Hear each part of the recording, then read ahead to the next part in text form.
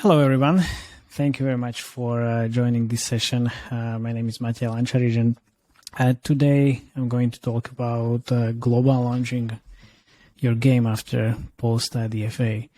So yeah, let's get to it. So here's the agenda. I'm basically going to start with planning and global launching. I'm going to talk about the creative framework I use used before and now, and then some iOS preparations with global launch strategy and some case studies. Obviously, everything's better with case studies and real numbers. So I'm going to show you some from my work, from my previous experiences. Oh yeah, well, a couple of words about myself. So my name is Matej Lancaric again, and I've been in the industry for like 8 years, or maybe even 9 years already. I started my career at Pixel Federation, which is the biggest game company here in Slovakia, where I'm based. It's not that hard to be the biggest company here, since there is like 5 gaming companies. But yeah, I learned everything I know there. I was there for 5 years, joined one other agency, built a team there, and then left again, just to become, or not become, but just to continue working with several developers around the world and being an independent consultant. So yeah, great ride. I really enjoying myself, and thanks to the fact that I was able to soft launch and global launch like 25 games in the last couple of years, I'm here talk about my experiences and everything. So see, these are the games and some apps that I worked on before. All right, when we move to a global launch, I'm usually checking these boxes. Are we satisfied with day 1, day 7, and day 30 retention? Yep, we are. Okay, check. Are players converting to payers? Are we seeing a pretty strong average revenue per user? We are. Okay, that's a check again. Do we have enough content to sustain the engagement and prevent players from churning? Yeah, we have pretty good content cadence and pipeline as well, and there's enough content in the game already. That's a check again. We tested servers because obviously that's something that happened to me not once, but actually twice or even 3 times in my career. We were global launching the game. We were spending a couple of millions a month, and then like in the peak of featuring, our game crashed, and players were able to see 1 minute of a black screen, which definitely suck because, well, we didn't do the homework of server testing. So this is super important. And then that's a check again. Okay, so we tested servers, and then everything can handle the load of the global launch scaling. Our CPI is definitely lower than the LTV, so that's looking healthy. Or well, we could just be aiming for day X ROAS. So for example, we see from the soft launch numbers that if we want to aim for 100% at certain level or certain day, let's say day 30, then our day 7 must be, for example, 10% or 20%, because our retention and the LTV curve can support this. So let's say we actually hit day 7 30% or 40%, then we are good to go for global launch. And of course, the most important part for us to scale on iOS is our SKAN network conversion schema is working as intended. So yeah, let's dive into the iOS 14 shenanigans. I mean, well, definitely not an apocalypse, but created a little bit of a headache for the UA managers, and well, not the UA managers only, but also for the whole companies and marketing teams and analytics teams as well, and then most importantly, product teams as well. So we're asking ourselves, like, which conversion schema to use. I mean, there are several schemas. Tried, I think, almost every schema. It doesn't work as it was supposed to, at least from the start. Definitely, there was some kind of chaos on the information. So yeah, which conversion schema to use for our game? That's a real question. How to measure the performance? Can we, or are we able to hit the privacy thresholds? These like 128 installs a day, are we able to achieve that? How to scale the campaigns on iOS? Well, that's we can't spend only on Android because it's super competitive since the iOS 14 came. Should we test creatives on iOS, or should we just continue testing it on Android? How the UA channel mix changed since the iOS 14 is here, and how that translates to the global launch strategy. So these are the questions and basically challenges that are trying to prevent us from having good numbers on iOS. So let's start with the SKAN network or conversion schemas, and how does it look like from this perspective. So basically, for us gaming and other apps, mostly we could see the revenue model is used, and this is something that I found really good success for most of the games. I tried funnel as well and in-app events too, but without any good luck or success, I would say. But this definitely depends on your game and your genre. As you can see in Midcore, the revenue model is used the most, basically almost in every game.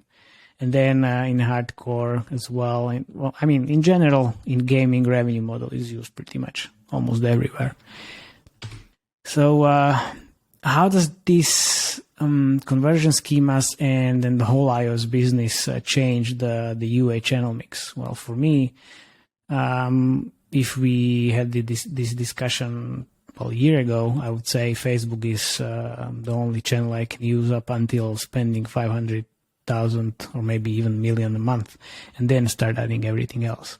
But since Facebook started losing the traction and the quality as well, the other channels actually emerged, and this was a kind of like a surprise for me, because the TikTok is on the first place. But nevertheless, we have other channels which we can use. The really big surprise and funny place is the Google ads here, because as we know, the Google is having 5 days delay of conversions, which is definitely not useful for us. We don't want to wait 5 days until being able to actually evaluate things. But in my case, for all the global launches and basically running the UA and scaling on iOS, I have pretty good success with Facebook and Unity ads, and then obviously everything else that you can see here, but mostly with Facebook and Unity ads. And Apple search ads too, but there is only one game I'm able to make it actually work, and that is kind of like surprise for me. But still, these are some of the best performing, the power index showed us from AppsLayer, power index from AppsLayer showed us these top 8 sources for iOS. Yeah, well, then let's take a step back and talk about the creative framework for the games, and how does that changes with the iOS 14. So this is how I kind of like try to approach the creatives. Always looking into the competition and looking at the competition and analyzing what they do, trying to do a creative history audit, obviously, and then take these insights to the brainstorming session. Brainstorming session always happens on a weekly basis, just to create a creative brief from that, and like putting up together multiple concepts and sharing the brief with the team, with the product team. Sometimes bringing even the product managers to the creative brainstorming. That helps with looking on our game from different perspectives. Afterwards, we just take these insights and the creative briefs and choose which ideas works or should work the best from the briefs, and then we start the creative testing.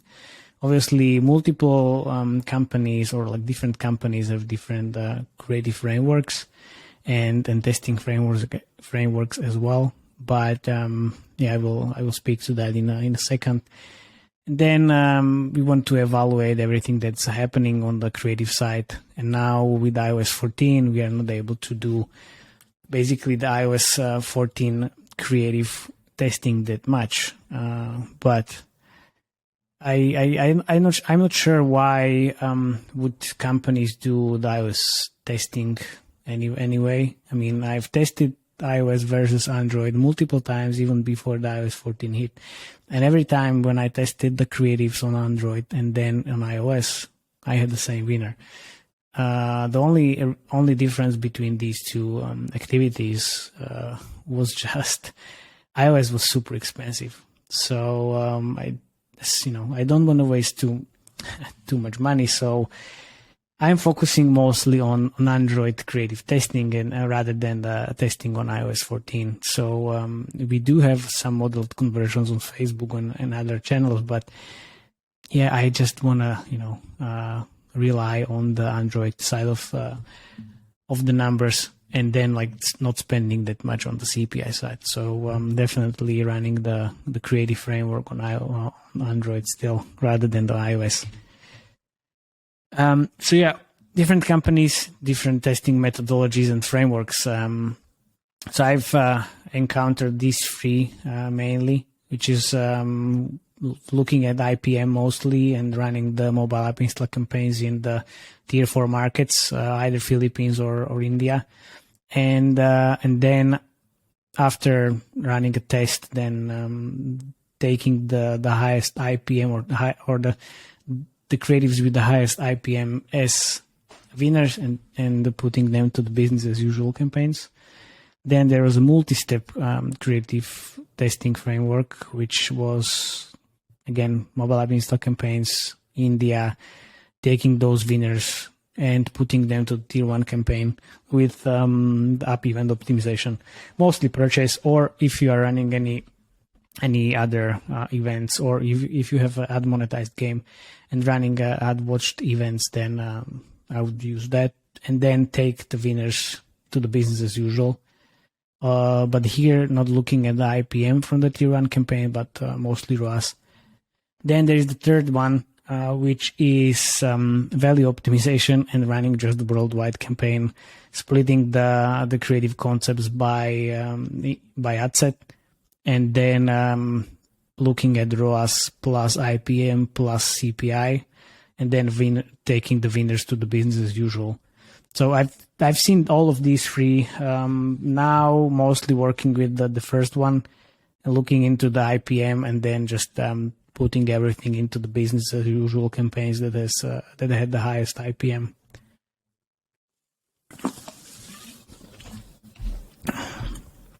Okay, let's take a break and check what creatives actually work. What's up, buddy? Johnny Sins here. I heard you need some motivation with chicks.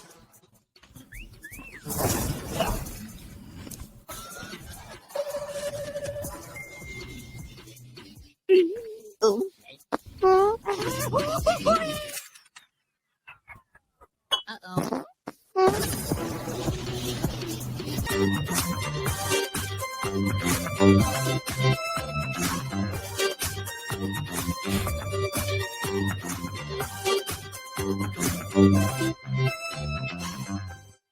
All right.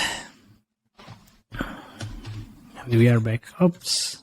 There you go. Okay, so, those were the creative framework steps.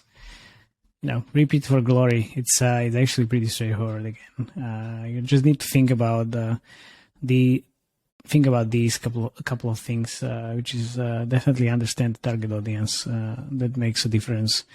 If you know who are you creating the creative for, obviously, always have a creative brief. It's really important to have everybody on board, and And don't forget to get inspired by other genres. These days, I'm seeing really hyper casual-ish creatives working on almost every game I manage. So looking into these other genres and taking this inspiration into your creative process will definitely help. And find your own testing framework. Don't be scared of using or testing all of these free I mentioned, or find something that works for you as well. What works for others doesn't necessarily need to work for you. Yeah. Okay, so heading back to the iOS campaigns. So I mentioned the correct SKAN network setup. That's the first thing that needs to be covered actually. But then what helped me to scale the iOS campaigns, it's the first 24 hours, and that's super important part of the whole equation. If you are able to gather purchases or any other events early on, that's gonna help you drive the traffic and increase the budgets and then scale the campaigns. But you need to have the discussion or open up debate with the product team, because not every game has a very good early monetization, and this is a very good start for that conversation to have with the product team. If you are not having it, obviously. UA and product team should be the best friends from the soft launch and then after the global launch as well. But primarily, this relationship starts in soft launch, and you need to try to understand how you can influence the early monetization, where you can put more special offers or do a slightly different balancing or economy update, so the product that helps UA get more and more events in the first 24 hours. So if you are able to do this, then you will be able to send these events to Facebook or any other UA channel, and then that can help with scaling. Definitely help me scaling the free games I have in the case study section. So how to think about the global launch strategy these days? You need to answer the question, and multiple questions actually. How is your iOS 14 prep going? Do you know what's going on? Is your analytics stack prepared for everything that is going to happen? What are your soft launch KPIs? Is everything according to plan, or are you meeting the goals? What kind of budget can you actually allocate for global launch? And what if there is a plan of spending $100,000 for a global launch, can you afford spending $500,000 when the numbers are looking better than you would expect? Is your marketing team experienced enough to actually manage the global launch? Because obviously everybody can set up campaigns, but you need to be prepared for multiple things that can go wrong.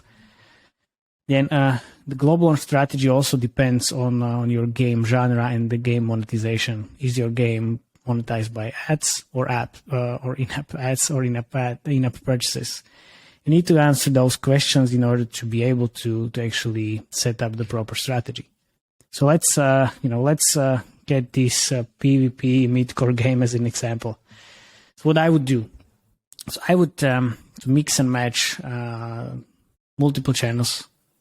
I'm usually starting with free channels, with Facebook, Google, Unity, but then I'm having pretty good success with AppLovin these days for multiple games.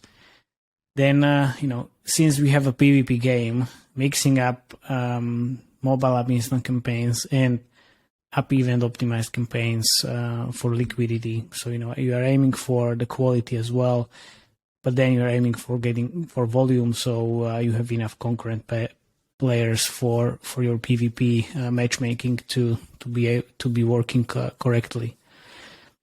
in terms of the geos, usually, well, I would go for US as a standalone geo, and then do a little bit of a mix and matching of the tier 1 and tier 2 geo buckets, and then the rest of the world. In this case, you will be able to cover the whole world basically, and then after first week or first 2 weeks, reevaluate the tier 1 and tier 2. Take the best performing geos from the tier 2 or even the rest of the world, and then promote them to tier 2 and tier 1, and then the other way around. Take underperforming geos and then move it from tier 1 to tier 2 and then to the rest of the world. If you are able to go to see, or if you are prepared for the iOS 14, you found your conversion schema that is working, you are seeing the numbers, then I would just, well, I'm seeing the numbers as the example, so I would be aiming for spending 60% of my money on iOS and then 40% on Google Play. Since the global launch KP or soft launch KPIs showed me that we are able to get 100% in 30 days with day 7 ROAS 7%, that would be my goal with spending more money. Obviously, with the higher spend, the day 7 ROAS goal can be lower, but since we are opening up the US as well, this can somehow work. But then, as I mentioned, everybody can create a campaigns and then manage them. But then you need to have a plan A for a global launch strategy, which can work. But then you need to be prepared and have a plan B and C if everything goes wrong or anything goes wrong. And usually it does. So you need to be prepared and very well prepared. So I have 3 plans. Create a mind map,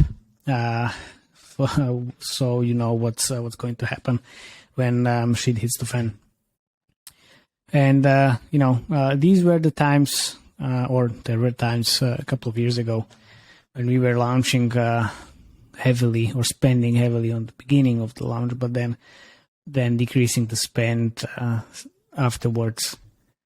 Yeah, I'm not a big fan of this anymore.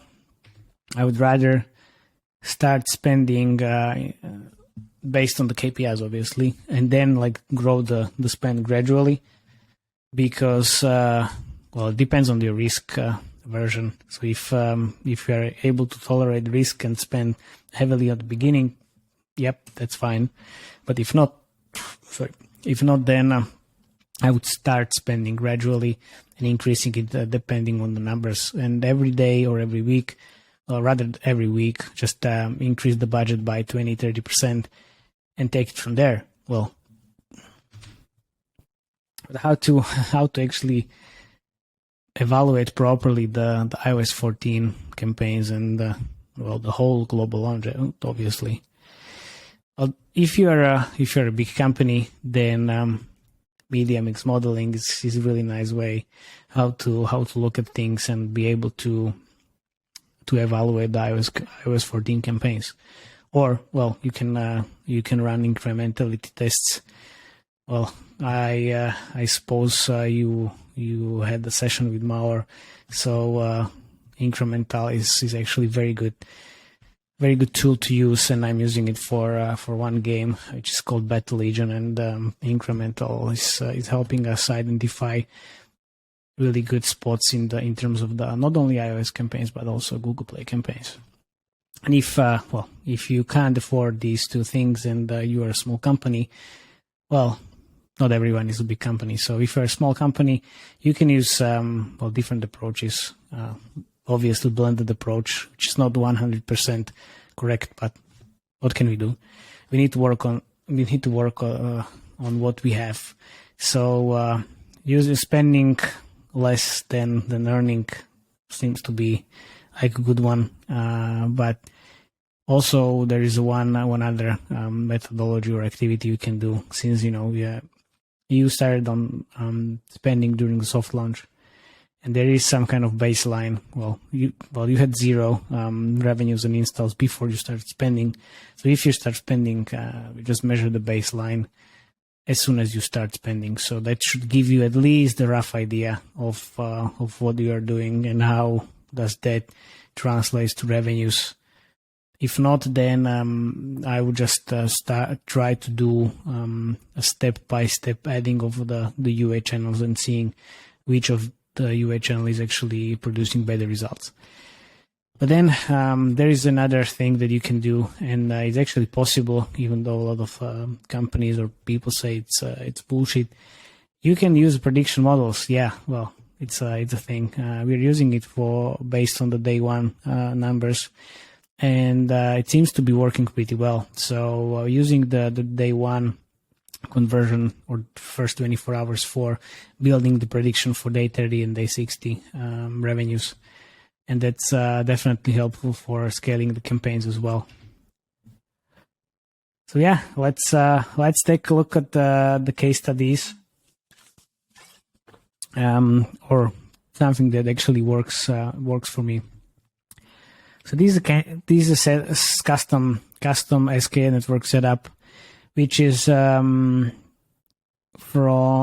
from the subscription events and then events in the game, and then purchase brackets with the channel mix, which is, again, like I said, it's pretty straightforward. I'm using mostly Facebook and Unity, and in this case, this is the only one game I was able to get the Apple search ads actually working. So running only Facebook and Apple search ads, and again, evaluation, how I was able to see if these campaigns are actually working. Well, campaign started on like mid-October, and then since we were able to see the growth or the increase of the spend and increase of the revenue as well, then the blended approach is kind of straightforward. So if you're spending less than the incremental growth of the revenue, then you are doing something right. And you can see it on the first image that's only in-app revenues, but then also the ad revenue was increasing as well. So that was a really nice cushion we had. Then there is the SKA network set up for revenue. You can see the Battle Legion here, obviously. It's something I was mentioning before. Something that works quite well, and with this I was able to see the numbers quite immediately and then scale the campaigns. With Battle Legion, it was a pain in the ass. I can tell you that. We tested 5 different conversion schemas from custom events funnel to events only, then revenue, and with revenue we finally found the success. So we had a very long discussions before we started using the revenue schema with analytics team, and we were trying to identify the best possible events that we can use for the SKA network schema.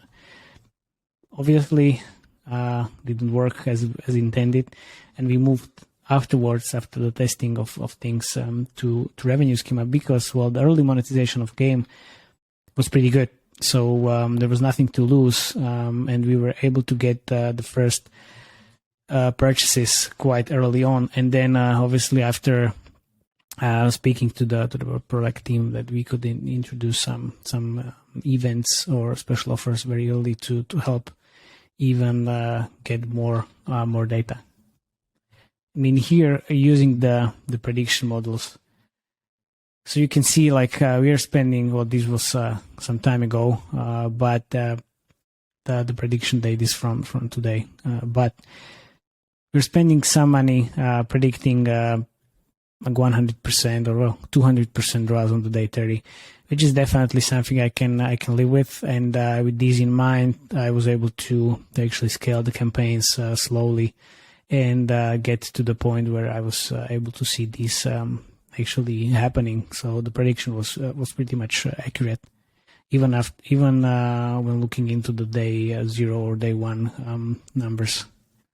So yeah, I think that's basically it. So what's important? What are the takeaways from this talk? So I think, again, I need to underline the importance of the first 24 hours.